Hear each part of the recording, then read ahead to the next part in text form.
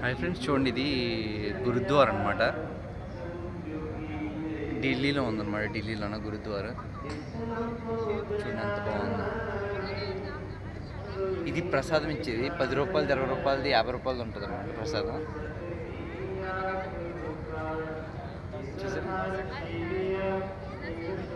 Okay, ఇదంతా గురుద్వారా అనమాట. Okay, చాలా బాగుంది కదా. చూడండి, నేను ఇప్పుడు ప్రసాదం తీసుకున్నాను. ఇది ప్రసాదం అనమాట.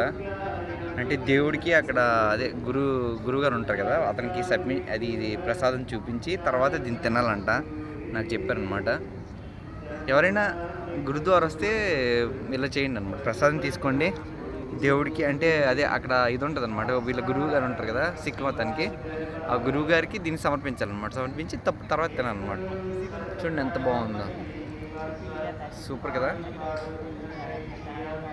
నిజంగా చాలా బాగుంది.